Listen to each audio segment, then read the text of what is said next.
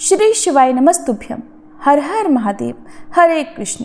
प्रिय श्रोताओं, आज हम आप पहुँचे हैं शिव पुराण की कथा के 26वें दिन पर। जीवन में कई प्रश्न ऐसे आते हैं जिनका उत्तर शब्दों में नहीं मिलता। रिश्ते, दुख, मोह, मृत्यु, ये सब उस स्तर की पीड़ा है जहाँ पर तर्क नहीं बल्कि भोलेनाथ काम आते हैं, क्योंकि भोलेनाथ वही हैं जो मौन में उतरकर मन की गांठें खोलते हैं। उनकी कथा हमारी बुद्धि को नहीं, आत्मा को दिशा देती है। तो आइए आज की विशेष प्रार्थना हम सभी भोलेनाथ से करें। हे महाकाल, जब कोई भी हमें समझ न पाए तब आपके मौन की शांति हमारे अंतर में उतर जाए। हमें ऐसी दृष्टि दीजिए जो शब्दों के परे आपको पहचान सकें। हर हर महादेव। अब सुनिए आज की कथा। श्री सूत जी कहते हैं, अब मैं वैद्यनाथेश्वर ज्योतिर्लिंग का पापहारी महात्म्य बताऊंगा। ध्यान पूर्वक सुनो। राक्षस राज रावण, जो बड़ा अभिमानी और अपने अहंकार को प्रकट करने वाला था, उत्तम पर्वत कैलाश पर भक्ति भाव से भगवान शिव की आराधना कर रहा था। कुछ समय तक आराधना करने पर जब महादेव प्रसन्न नहीं हुए, तब वह शिव जी की प्रसन्नता के लिए दूसरा कठिन तप करने लगा। तब हिमालय ने सिद्धि के स्थानभूत हिमालय पर्वत से दक्षिण वृक्षों से भरे हुए वन में पृथ्वी पर एक बहुत बड़ा गड्ढा खोदकर उसमें अग्नि की स्थापना की और उसके पास ही भगवान शिव को स्थापित करके हवन आरंभ कर दिया। ग्रीष्म ऋतु में वह 5 अग्नियों के बीच में बैठता, वर्षा ऋतु में खुले मैदान में चबूतरे पर सोता और शीतकाल में जल के भीतर खड़ा रहता। इस तरह 3 प्रकार से उसकी तपस्या चलती थी। इस रीति से रावण ने बड़ी कठिन तप किया, तो भी दुरात्माओं के लिए जिनको रिझाना कठिन है, वे परमात्मा महेश्वर उस पर प्रसन्न नहीं हुए। तब महामनस्वी दैत्यराज रावण ने अपना मस्तक काटकर शंकर जी का पूजन आरंभ कर दिया। विधि पूर्वक शिव जी की पूजा करके वह अपना एक एक सिर काटता और भगवान को समर्पित कर देता। इस तरह उसने अपने क्रमशः 9 सिर काट डाले। जब एक ही सिर बाकी रह गया, तब भक्तवत्सल भगवान शंकर संतुष्ट और प्रसन्न होकर वहां उसके सामने प्रकट हो गए। भगवान शिव ने उसके सभी मस्तकों को पूर्ववत निरोग करके उसे उसकी इच्छा के अनुसार अनुपम उत्तम बल प्रदान कर दिया। भगवान शिव का कृपा प्रसाद पाकर राक्षस रावण ने नतमस्तक होकर हाथ जोड़कर उनसे कहा कि हे देवेश्वर, प्रसन्न हो जाइए, मैं आपको लंका में लिए चलता हूँ। आप मेरे इस मनोरथ को सफल कर दीजिए, इसीलिए तो मैं आपकी शरण में आया हूँ। रावण के ऐसा कहने पर भगवान शंकर बड़े संकट में पड़ गए और बड़े अनमने होकर बोले, राक्षस राज, मेरी सारगर्भित बात सुनो। तुम मेरे उस उत्तम लिंग को भक्ति भाव से अपने घर में ले जाओ, परंतु जब तुम इसे कहीं भी भूमि पर रख दोगे, तब ये वहीं स्थिर हो जाएगा और इसमें कोई संदेह नहीं है। अब तुम्हारी जैसी इच्छा हो वैसा करो। सूत जी कहते हैं कि हे ब्राह्मणों, भगवान शंकर के ऐसा कहने पर राक्षस राज रावण बहुत अच्छा कहकर शिवलिंग को साथ लेकर अपने घर की ओर चल दिया। परंतु मार्ग में भगवान शिव की माया से उसे लघु शंका की इच्छा हुई। पुलत्स्य नंदन रावण सामर्थशाली होने पर भी मूत्र वेग को रोक नहीं सका। इसी समय वहां आसपास एक ग्वाले को देखकर उसने प्रार्थना पूर्वक वह शिवलिंग उसके हाथ में थमा दिया और स्वयं लघु शंका के लिए चला गया। एक मुहूर्त बीतते बीतते वह ग्वाला उस शिवलिंग के भार से बड़ा पीड़ित होकर व्याकुल हो गया। तब उसने उसे पृथ्वी पर रख दिया। फिर तो वह हीरकमय शिवलिंग वहीं स्थित हो गया। वह दर्शन करने मात्र से संपूर्ण अभीष्टों को देने वाला और पाप राशि को हरने वाला है। मुने, वही शिवलिंग तीनों लोकों में वैद्यनाथेश्वर के नाम से प्रसिद्ध हो गया, जो सत्पुरुषों को भोग और मोक्ष देने वाला है। वह दिव्य और उत्तम श्रेष्ठ ज्योतिर्लिंग दर्शन और पूजन से भी समस्त पापों को हर लेता है और मोक्ष की प्राप्ति कराता है। वह शिवलिंग जब संपूर्ण लोकों के हित के लिए वहीं स्थित हो गया, तब रावण भगवान शिव का परम उत्तम वर पाकर बहुत कोशिश करने के बाद भी उस शिवलिंग को हिला नहीं सका। थक हार कर अपने घर चला गया। फिर वहां जाकर उस महान असुर ने बड़े हर्ष के साथ अपनी प्रिया मंदोदरी को सारी बात कह सुनाई। इंद्र आदि सभी देवताओं और निर्मल मुनियों ने जब यह समाचार सुना, तब वे परस्पर सलाह करके वहां आए। उन सबका मन भगवान शिव में लगा हुआ था। उन सभी देवताओं ने उस समय वहां बड़ी प्रसन्नता के साथ शिव जी का विशेष पूजन किया।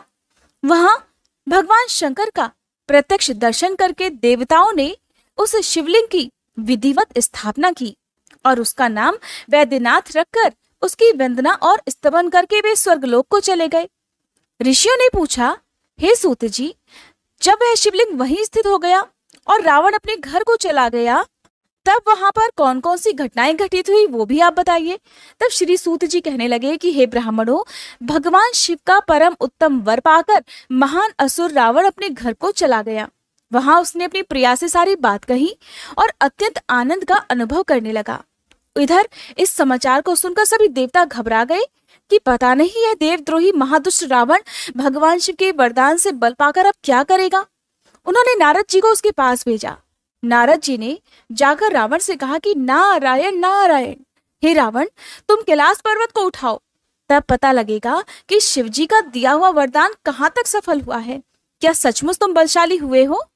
रावण को नारद जी की बात सही लगी। तब उसने जाकर कैलाश पर्वत को उखाड़ लिया। इससे सारा कैलाश हिल उठा।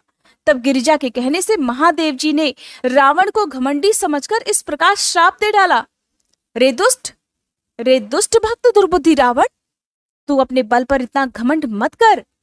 तेरी इन भुजाओं का घमंड चूर करने वाला वीर पुरुष शीघ्र इस जगत में अवतार लेगा। श्री सूत जी कहते हैं, इस प्रकार वहां जो घटना हुई उसे नारद जी ने सुना। रावण भी बड़े प्रसन्न मन से जैसे आया था ठीक उसी तरह अपने घर को चला गया। इस प्रकार मैंने वैद्यनाथेश्वर का महात्म्य बताया है, जिसे सुनने वाले हर मनुष्य का पाप भस्म हो जाता है। श्री सूत जी कहते हैं, हे ब्राह्मणों, अब मैं परमात्मा शिव के नागेश नामक परम उत्तम ज्योतिर्लिंग के प्राकट्य का प्रसंग सुनाऊंगा। दारुका नाम से प्रसिद्ध कोई राक्षसी थी, जो पार्वती जी के वरदान से सदा घमंड में भरी रहती थी। अत्यंत बलवान राक्षस दारुक उसका पति था। उसने बहुत से राक्षसों को साथ लेकर वहां सत्पुरुषों का संहार मचा रखा था। वह लोगों के यज्ञ और धर्म का नाश करता फिरता था। पश्चिम समुद्र के तट पर उसका एक वन था, जो संपूर्ण समृद्धियों से भरा रहता था।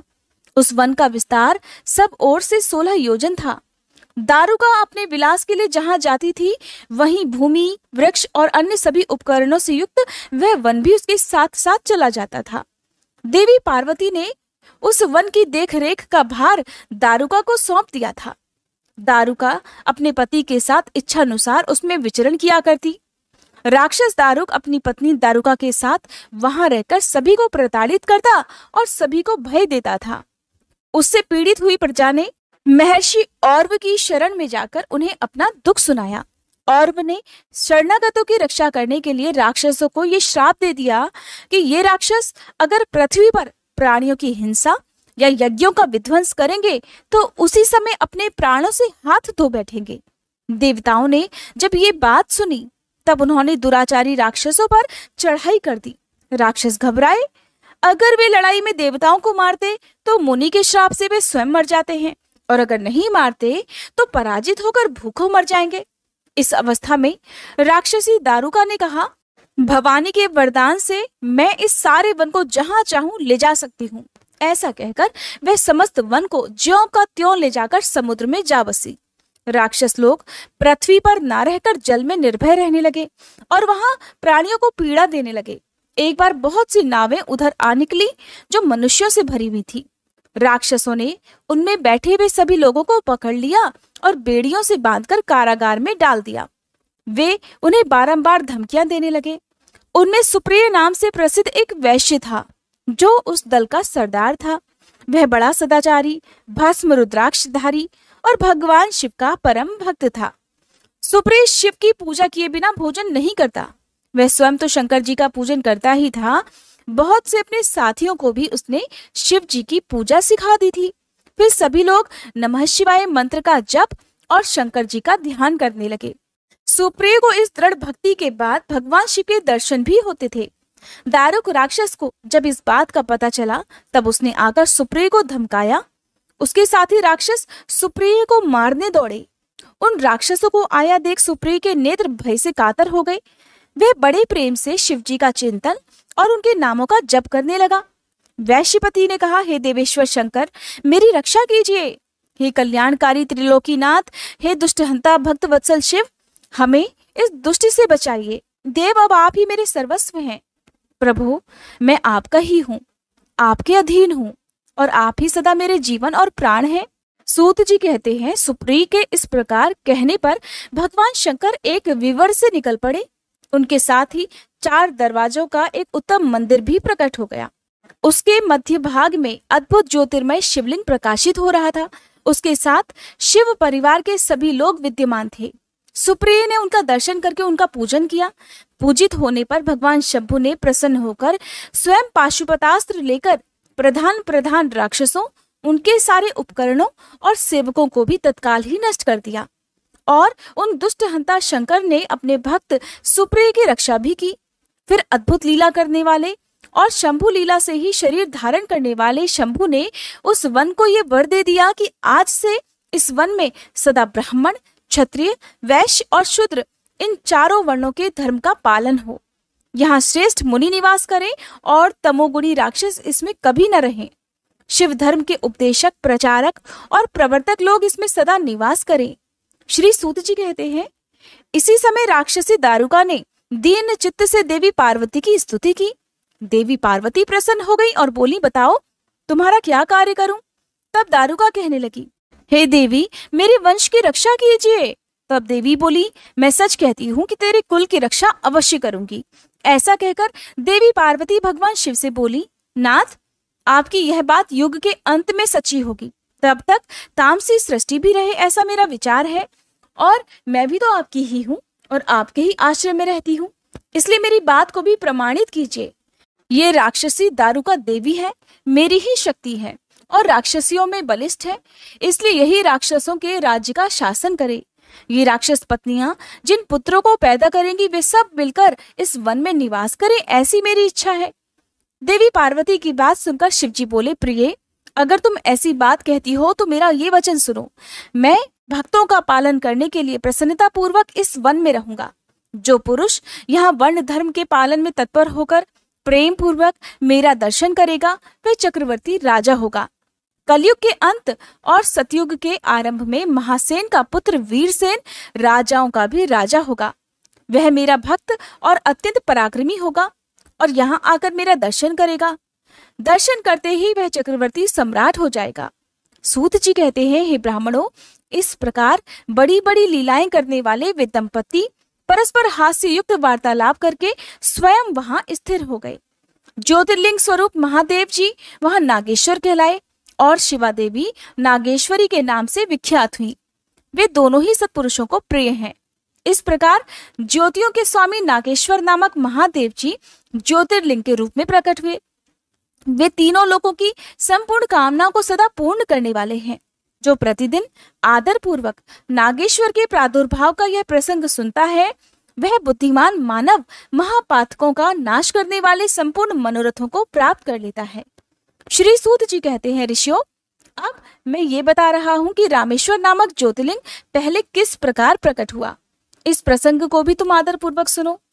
भगवान विष्णु के राम अवतार में जब रावण सीता जी को हरकर लंका में ले गया, तब सुग्रीव के साथ 18 पद्म वानर सेना लेकर श्री राम समुद्र तट पर आए।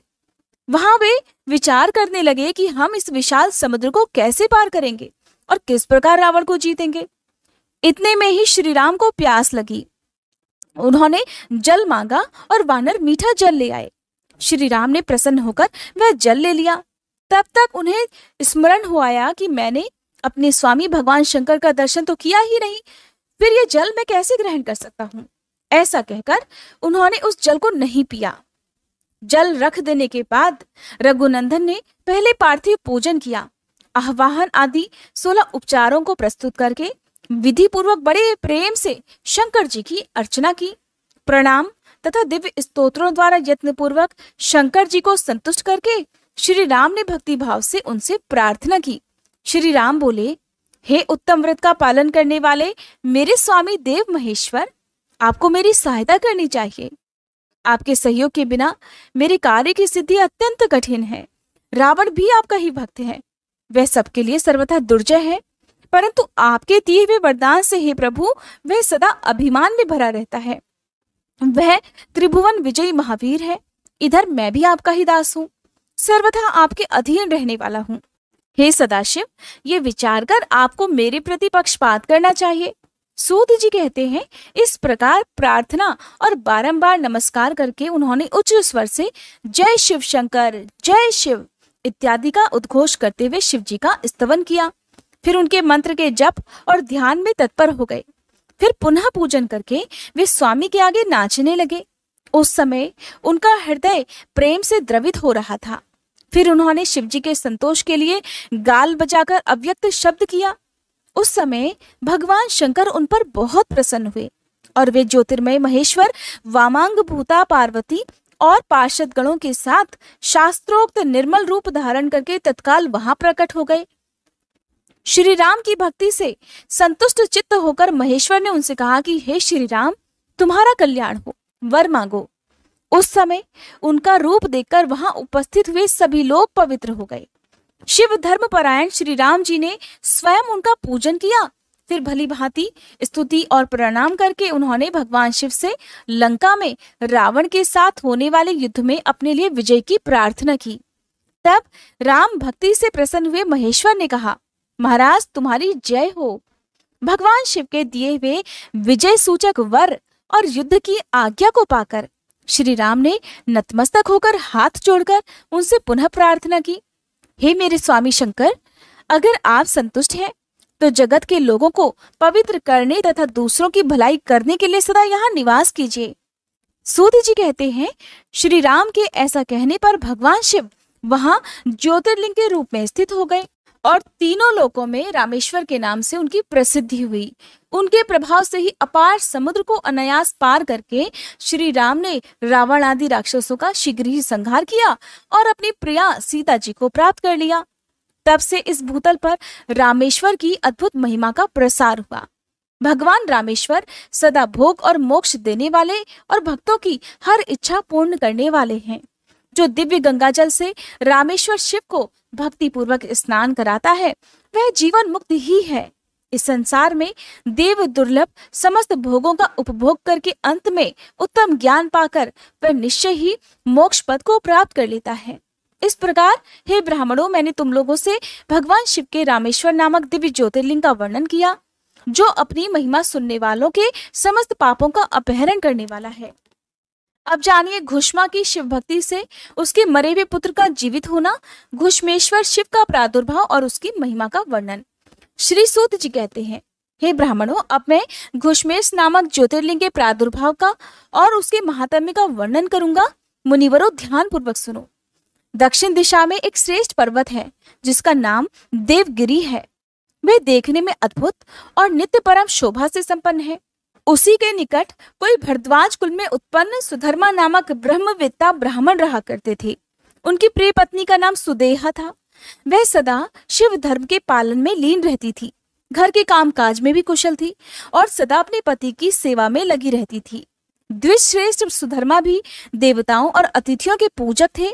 वे वेद वर्णित मार्ग पर चलते और नित्य अग्निहोत्र किया करते। तीनों काल की संध्या करने से अर्थात सुबह, दोपहर और शाम की संध्या पूजा करने से उनकी कांति सूर्य के समान उद्दीप्त थी। वे वेद शास्त्र के मर्मज्ञ थे और शिष्यों को पढ़ाया करते थे। धनवान होने के साथ ही बड़े दाता भी थे। सौजन्य आदि सद्गुणों के भाजन थे। शिव संबंधी पूजन आदि कार्य में सदा लीन रहते। वे स्वयं तो शिव भक्त थे ही, शिव भक्तों से भी बड़ा प्रेम किया करते थे। शिव भक्तों को भी वे बहुत प्रिय थे। ये सब होने पर भी उनका पुत्र नहीं था। इससे ब्राह्मण को तो दुख नहीं होता था, परंतु उनकी पत्नी बहुत दुखी रहती थी। पड़ोसी और दूसरे लोग भी उसे ताना मारा करते।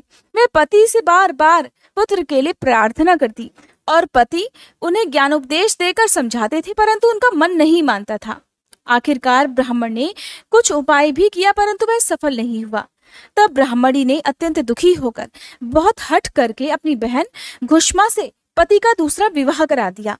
विवाह से पहले सुधर्मा ने उसे बहुत समझाया कि इस समय तो तुम बहन से प्यार कर रही हो, परंतु जब इसके पुत्र हो जाएगा तब तुम इसी से ईर्ष्या करने लगोगी। तब उसने वचन दिया कि मैं अपनी बहन से कभी भी ईर्ष्या नहीं करूंगी। विवाह हो जाने पर घुष्मा दासी की तरह बड़ी बहन की सेवा करने लगी। सुदेहा भी उसे बहुत प्यार करती थी। घुष्मा अपनी शिवभक्ता बहन की आज्ञा से नित्य 101 पार्थिव शिवलिंग बनाकर विधि पूर्वक पूजा करने लगी। पूजा करके वह निकटवर्ती तालाब में उनका विसर्जन कर देती। शंकर जी की कृपा से उसके एक सुंदर, सौभाग्यवान और सद्गुण संपन्न पुत्र हुआ। घुष्मा का कुछ मान बढ़ा। इससे सुदेहा के मन में अब ईर्ष्या पैदा होने लगी। समय पर उस पुत्र का विवाह हुआ। पुत्र वधू घर में आ गई। अब तो वह और भी जलने लगी। उसकी बुद्धि भ्रष्ट हो गई और एक दिन उसने रात में सोते हुए पुत्र को छुरे से उसके शरीर के टुकड़े टुकड़े करके मार डाला और कटे हुए अंगों को उसी तालाब में ले जाकर डाल दिया जहां घुष्मा प्रतिदिन पार्थिव लिंगों का विसर्जन करती थी। पुत्र के अंगों को उस तालाब में फेंककर वह लौट आई और घर में सुखपूर्वक सो गई। घुष्मा सवेरे उठकर प्रतिदिन का पूजन आदि कर्म करने लगी। श्रेष्ठ ब्राह्मण सुधर्मा स्वयं भी नित्य कर्म में लग गए। इसी समय उनकी ज्येष्ठ पत्नी सुदेहा भी उठी और बड़े आनंद से घर के कामकाज करने लगी। उसने ऐसा दर्शाया मानो कुछ हुआ ही ना हो, क्योंकि उसके हृदय में पहले जो ईर्ष्या की अग्नि जला करती वह अब बुझ गई थी। प्रातःकाल जब बहू ने उठकर पति की शैया को देखा तो वह खून से भीगी हुई दिखाई दी। उस पर शरीर के कुछ टुकड़े भी दिखाई दिए। इससे उसे बड़ा दुख हुआ। उसने अपनी सास घुष्मा के पास जाकर निवेदन किया कि उत्तम व्रत का पालन करने वाली हे माते, आपके पुत्र कहाँ चले गए? उनकी शैया रक्त से भीगी हुई है और उस पर शरीर के कुछ टुकड़े भी दिखाई दे रहे हैं। हाय, मैं मारी गई। किसने ये दुष्कर्म किया होगा? ऐसा कहकर वह बेटे की प्रिय पत्नी तरह तरह से करुण विलाप करती हुई रोने लगी।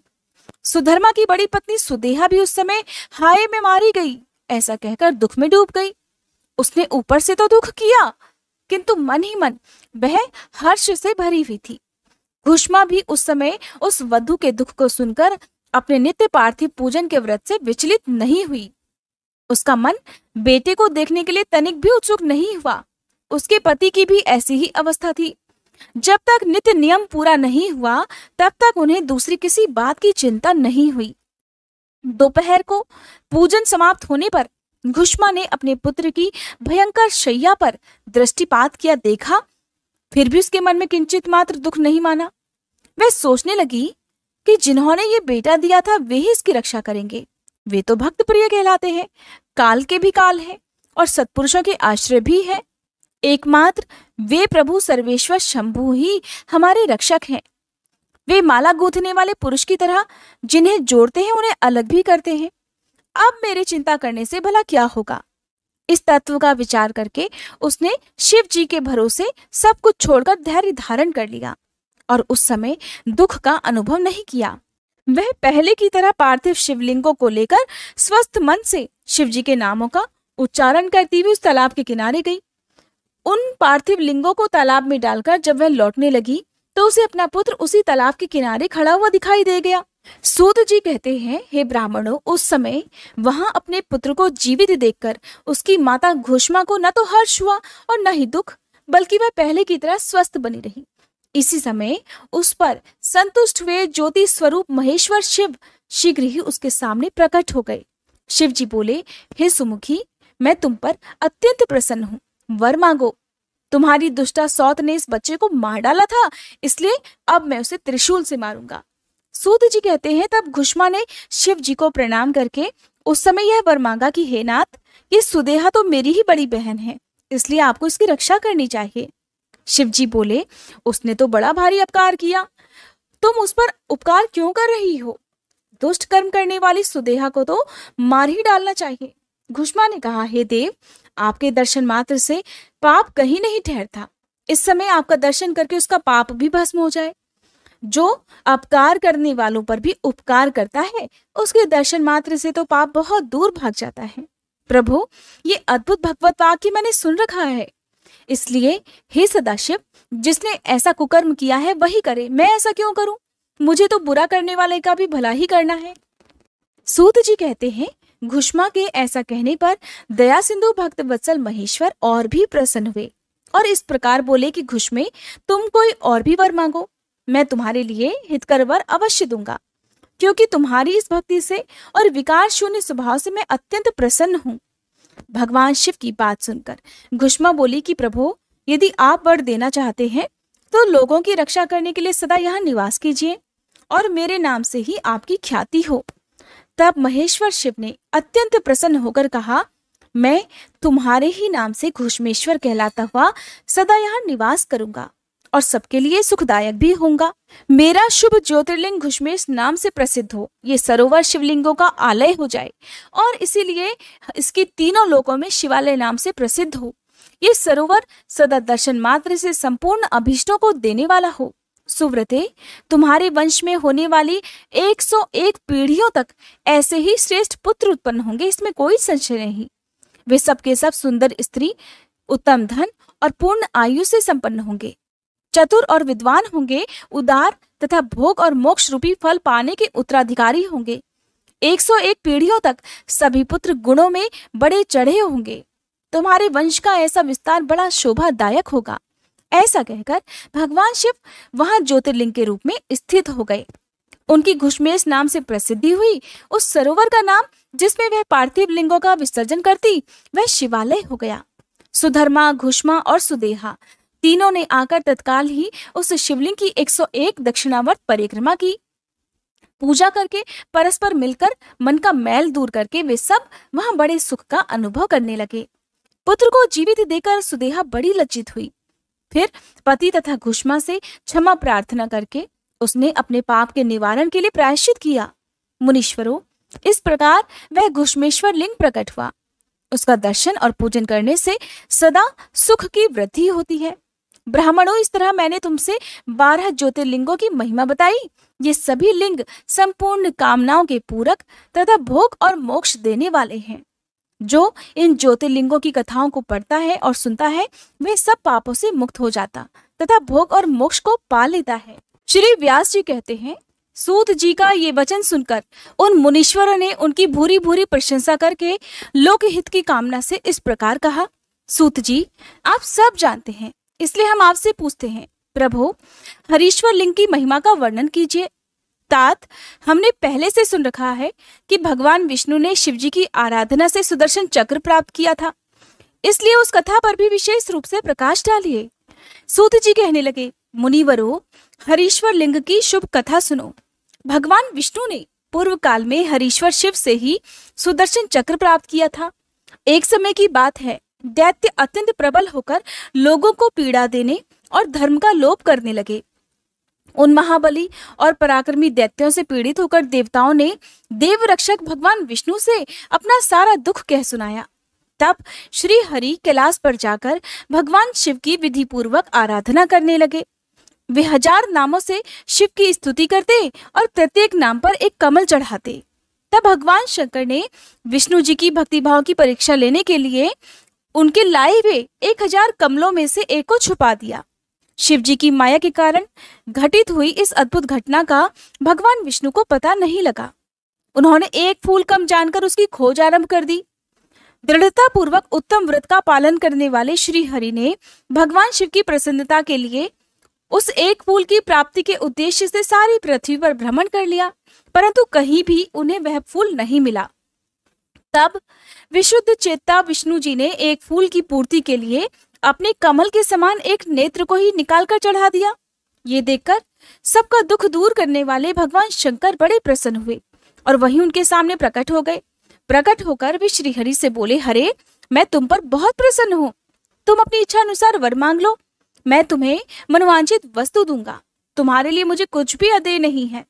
तब श्री हरि बोले, नाथ, आपके सामने मुझे क्या कहना है? आप तो अंतर्यामी हैं, इसलिए सब कुछ जानते हैं। फिर भी आपके आदेश का गौरव रखने के लिए कहता हूँ। दैत्यों ने सारे जगत को पीड़ित कर रखा है। हे सदाशिव, हम लोगों को सुख नहीं मिलता। स्वामिन, मेरा अपना अस्त्र शस्त्र दैत्यों के वध में काम नहीं आ रहा।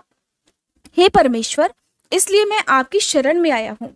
श्री सूत जी कहते हैं, श्री विष्णु का यह वचन सुनकर देवाधिदेव महेश्वर ने तेजो राशि में अपना सुदर्शन चक्र उन्हें दे दिया।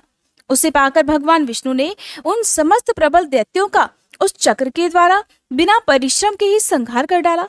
इससे सारा जगत स्वस्थ हो गया, देवताओं को भी सुख मिला और अपने लिए उस आयुध को पाकर भगवान विष्णु भी अत्यंत प्रसन्न और परम सुखी हो गए। ऋषियों ने पूछा कि शिव जी के वह सहस्त्र नाम कौन कौन से हैं, बताइए, जिनसे संतुष्ट होकर महेश्वर ने श्री हरि को चक्र प्रदान किया था। उन नामों के महात्म्य का भी वर्णन कीजिए। श्री विष्णु के ऊपर शंकर जी की जैसी कृपा हुई थी उसका यथार्थ रूप से प्रतिपादन कीजिए। तब शुद्ध अंतःकरण वाले उन मुनियों की वैसी बात सुनकर सूत जी ने शिव जी के चरणारविंदों का ध्यान करके उनसे भगवान के सहस्त्र नामों का वर्णन प्रारंभ कर दिया।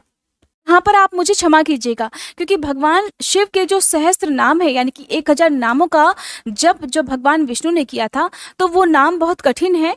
हालांकि संस्कृत में है, जिनका हिंदी अनुवाद भी दिया गया है, लेकिन मुझे बहुत ही कम लोगों के बारे में पता है कि जो इन सहस्त्र नामों का वर्णन इस अध्याय में सुनना पसंद करेंगे, क्योंकि नाम इस तरह के हैं। हो सकता है कि आप ना सुने, तो मैं आपको उन सहस्त्र नामों को छोड़कर आगे की कथा सुना रही हूँ। अगर आप चाहेंगे तो मुझे कमेंट बॉक्स में जरूर बता दीजिएगा, ताकि अगली वीडियो के लास्ट में मैं आपको शिव सहस्त्र नाम स्तोत्र का हिंदी अनुवाद सुना सकूं।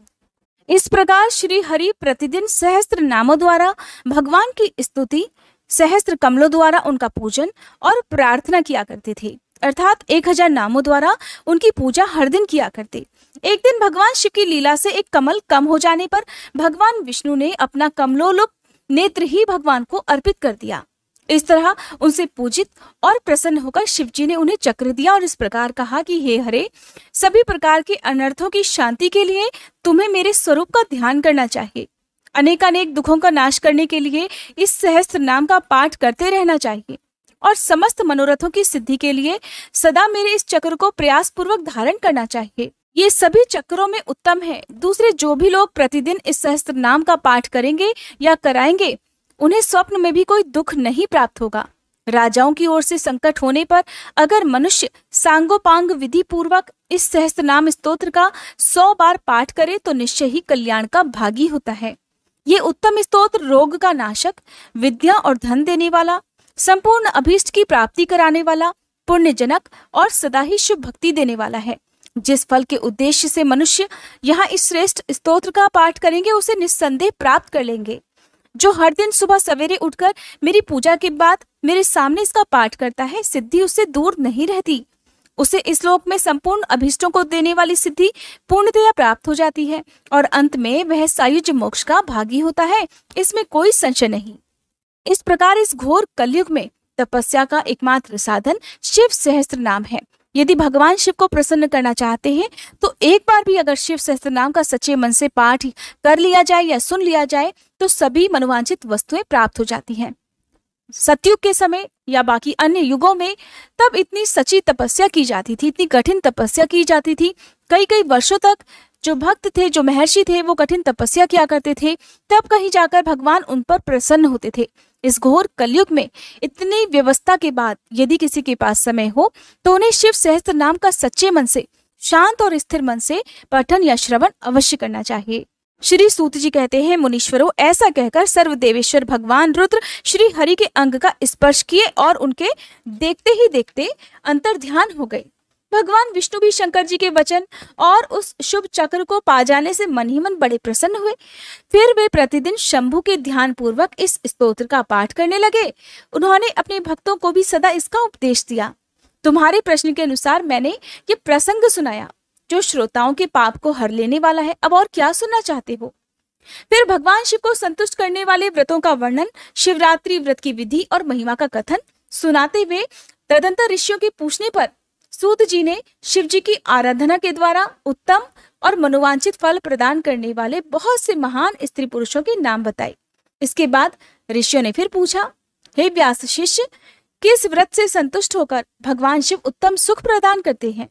जिस व्रत के अनुष्ठान से भक्तजनों को भोग और मोक्ष की प्राप्ति हो सके, उसका आप विशेष रूप से वर्णन कीजिए। श्री सूत जी ने कहा, हे महर्षियों, तुमने जो कुछ भी पूछा है वही बात किसी समय ब्रह्मा, विष्णु और पार्वती जी ने भगवान शिव से पूछी थी। इसके उत्तर में शिव जी ने जो कुछ भी कहा वही मैं तुम लोगों को बता रहा हूँ, ध्यानपूर्वक सुनो। भगवान शिव ने कहा था, मेरे बहुत से व्रत हैं जो भोग और मोक्ष प्रदान करने वाले हैं। उनमें मुख्य 10 व्रत हैं जिन्हें जाबाल श्रुति के विद्वान 10 शैव व्रत कहते हैं। द्विजों को सदा यत्न पूर्वक इन व्रतों का पालन करना चाहिए। हरे, प्रत्येक अष्टमी को केवल रात में ही भोजन करें। विशेषतः कृष्ण पक्ष की अष्टमी को भोजन का सर्वथा त्याग कर दें। शुक्ल पक्ष की एकादशी को भी भोजन छोड़ दें, किंतु कृष्ण पक्ष की एकादशी को रात में मेरा पूजन करने के बाद भोजन किया जा सकता है। शुक्ल पक्ष की त्रयोदशी को रात में भोजन करना चाहिए, परंतु कृष्ण पक्ष की चतुर्दशी को शिव व्रतधारी पुरुषों के लिए भोजन का सर्वथा निषेध है। दोनों पक्षों में प्रत्येक सोमवार को प्रयत्न पूर्वक केवल रात में ही भोजन करना चाहिए, अर्थात एक समय ही भोजन करना चाहिए। शिव जी के व्रत में तत्पर रहने वाले लोगों के लिए यह अनिवार्य नियम है। इन सभी व्रतों में व्रत की पूर्ति के लिए अपनी शक्ति के अनुसार शिव भक्त ब्राह्मणों को भोजन कराना चाहिए। द्विजों को इन सब व्रतों का नियम पूर्वक पालन करना चाहिए। जो द्विज इनका त्याग करते हैं वे चोर होते हैं। मुक्ति मार्ग में प्रवीण पुरुषों को मोक्ष की प्राप्ति कराने वाले 4 व्रतों का नियम पूर्वक पालन करना चाहिए। ये 4 व्रत इस प्रकार हैं: भगवान शिव की पूजा, रुद्र मंत्रों का जप, शिव मंदिर में उपवास और काशी में मरण। ये मोक्ष के सनातन मार्ग हैं। सोमवार की अष्टमी और कृष्ण पक्ष की चतुर्दशी, इन 2 तिथियों को उपवास पूर्वक व्रत रखा जाए तो वह भगवान शिव को संतुष्ट करने वाला होता है और इसमें कोई संशय नहीं। हरे, इन 4 में भी शिवरात्रि का व्रत ही सबसे अधिक बलवान है। इसलिए भोग और मोक्ष रूपी फल की इच्छा रखने वाले लोगों को मुख्यतः उसी का पालन करना चाहिए। इस व्रत को छोड़कर दूसरा कोई भी मनुष्यों के लिए व्रत हितकारी ही नहीं। ये व्रत सभी के लिए धर्म का उत्तम साधन है। निष्काम अथवा सकाम भाव रखने वाले सभी मनुष्यों, वर्णों, आश्रमों, स्त्रियों, बालकों, दासों, दासियों तथा देवता आदि सभी देहधारियों के लिए यह श्रेष्ठ व्रत हितकारक बताया गया है। माघ मास के कृष्ण पक्ष में शिवरात्रि तिथि का विशेष महात्म्य बताया गया है। जिस दिन आधी रात के समय तक वह तिथि विद्यमान हो, उसी दिन उसे व्रत के लिए ग्रहण करना चाहिए। शिवरात्रि करोड़ों हत्याओं के पाप का नाश करने वाली है। केशव, उस दिन सवेरे से लेकर जो कार्य करना आवश्यक है उसे प्रसन्नता पूर्वक तुम्हें बता रहा हूँ, तुम ध्यान देकर सुनो। बुद्धिमान पुरुष सुबह उठकर बड़े आनंद के साथ स्नान आदि नित्य कर्म करे, आलस्य को पास न आने दे। फिर शिवालय में जाकर शिवलिंग का विधिवत पूजन करके मुझ शिव को नमस्कार करके उत्तम रीति से संकल्प करे कि इस प्रकार, देव देव महादेव, हे नीलकंठ, आपको नमस्कार है। देव, मैं आपके शिवरात्रि व्रत का अनुष्ठान करना चाहता हूँ। देवेश्वर, आपके प्रभाव से ये व्रत बिना किसी विघ्न बाधा के पूर्ण हो और काम आदि शत्रु मुझे पीड़ा न दे। ऐसा संकल्प करके पूजन सामग्री का संग्रह करे और उत्तम स्थान में जो शास्त्र प्रसिद्ध शिवलिंग हो उसके पास रात में जाकर स्वयं उत्तम विधि विधान का संपादन करे। फिर शिवजी के दक्षिण या पश्चिम भाग में सुंदर स्थान पर उनके निकट ही पूजा के लिए सभी सामग्री को रखे। फिर श्रेष्ठ पुरुष वहां फिर स्नान करे। स्नान के बाद सुंदर वस्त्र और उपवस्त्र धारण करके 3 बार आचमन करने के बाद पूजन आरंभ करे। जिस मंत्र के लिए जो द्रव्य नियत हो उस मंत्र को पढ़कर उसी द्रव्य के द्वारा पूजा करनी चाहिए। बिना मंत्र के महादेव जी की पूजा नहीं करनी चाहिए। गीत, वाद्य, नृत्य आदि के द्वारा भक्ति भाव से संपन्न होकर रात्रि के प्रथम पहर में पूजन करके विद्वान पुरुष मंत्र का जप करे। यदि मंत्रज्ञ पुरुष उस समय श्रेष्ठ पार्थिव लिंग का निर्माण करे तो नित्य कर्म करने के बाद पार्थिव लिंग का ही पूजन करे। पहले पार्थिव लिंग बनाकर फिर उसकी विधिवत स्थापना करें। फिर पूजन करने के बाद नाना प्रकार के स्तोत्रों और मंत्रों द्वारा भगवान वृषभ ध्वज को संतुष्ट करें। बुद्धिमान पुरुष को चाहिए कि उस समय शिवरात्रि व्रत के महात्म्य का पाठ करे। श्रेष्ठ भक्त अपने व्रत की पूर्ति के लिए उस महात्म्य को श्रद्धा पूर्वक सुने। रात के 4 पहरों में 4 पार्थिव लिंगों का निर्माण करके आह्वान से लेकर विसर्जन तक क्रमशः उनकी पूजा करें और बड़े बड़े उत्सव के साथ प्रसन्नता पूर्वक जागरण करें। प्रातःकाल स्नान करके पुनः वहां पार्थिव शिव का स्थापन और पूजन करें। इस तरह व्रत को पूरा करके हाथ जोड़कर मस्तक झुकाकर बारंबार नमस्कार पूर्वक भगवान शंभु से इस प्रकार प्रार्थना करें कि हे महादेव, आपकी आज्ञा से मैंने जो व्रत ग्रहण किया था, हे स्वामिन, वह परम उत्तम व्रत पूर्ण हो गया, अतः अब उसका विसर्जन करता हूँ। देवेश्वर सर्व यथाशक्ति किए गए इस व्रत से आज आप मुझ पर कृपा करके संतुष्ट होइए।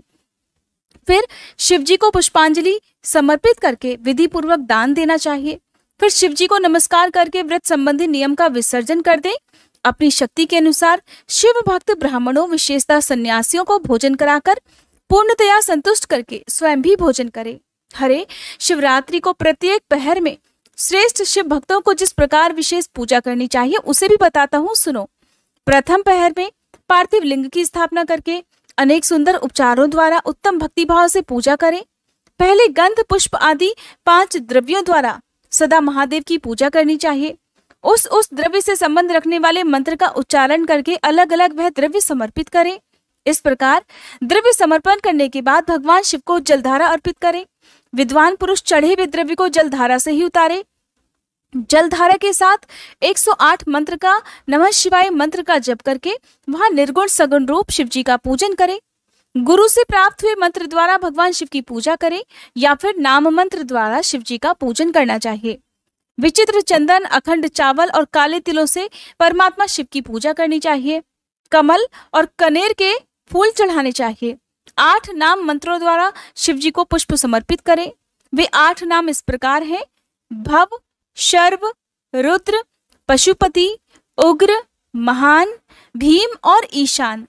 इनके आरंभ में श्री और अंत में चतुर्थी विभक्ति जोड़कर अर्थात श्री भवाय नमः, श्री शर्वाय नमः इत्यादि नाम मंत्रों द्वारा शिव जी का पूजन करें।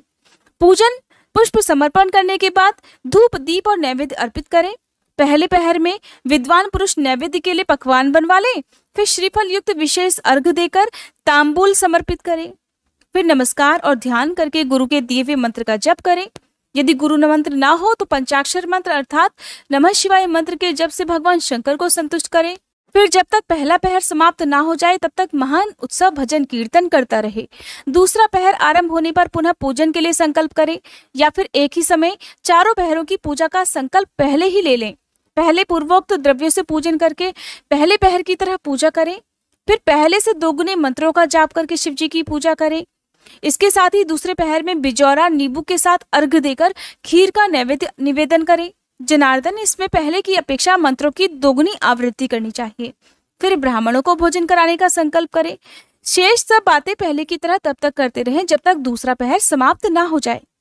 तीसरा पहर आने पर पूजन तो पहले की ही तरह करें, किंतु जौ के स्थान पर गेहूं का उपयोग करें और आक के फूल चढ़ाएं।